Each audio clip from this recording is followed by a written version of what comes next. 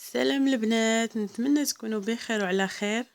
اليوم ان شاء الله غادي نقدم لكم واحد الوصفه لصباغه الشعر باللون البني، وتبعوا معايا الفيديو حتى الاخر باش تشوفوا المكونات.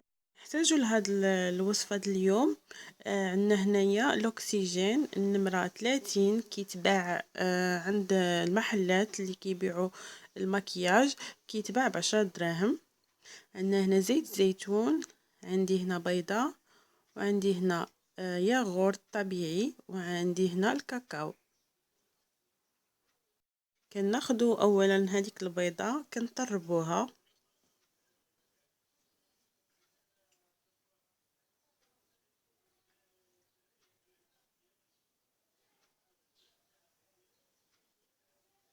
غادي نضيفو ليها الياغورت طبيعي 2 ديال المعالق.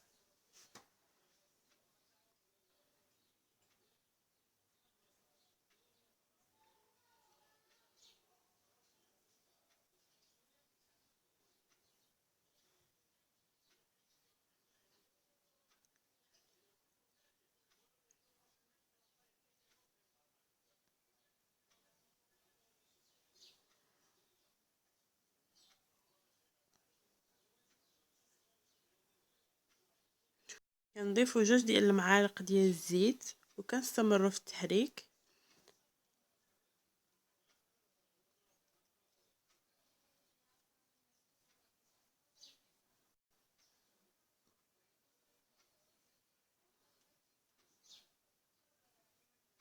هنا غادي نضيف 2 معالق ديال الكاكاو المر، او لا يمكن لكم تعوضوه بنسكافيه، قهوه سريعه الذوبان. صافي كنستمروا هنا في التحريك ديال هذاك الكاكاو مع باقي المكونات اللي ضفنا في الاول حتى كيندمجوا. وهنا غادي نضيف 2 معالق ديال الاكسجين النمره 30. هذا الاكسجين هذا كيساعدنا باش كيعطينا اللون زوين للشعر، وكيبقى واحد المده اللي هي طويله، وما كيضرش الزغبه ديال الشعر، ما كيأثرش عليها. ولاننا حنا ضفناه مع البيض ومع الزيت، فهو ما كيعطيناش واحد الضرر للشعر.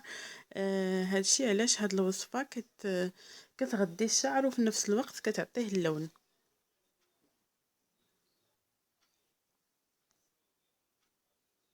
صافي بعد ما خلطنا المكونات كيوليو على هاد الشكل هذا.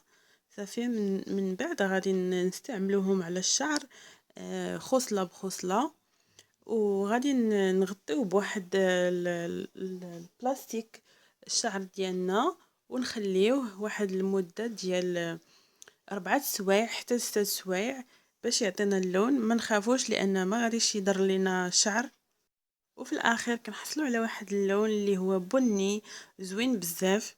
الا عجبتكم الوصفه اليوم ما تنساوش تخليو لي لايك وتعليق، وتشتركوا في القناه باش يوصلكم دائما الجديد.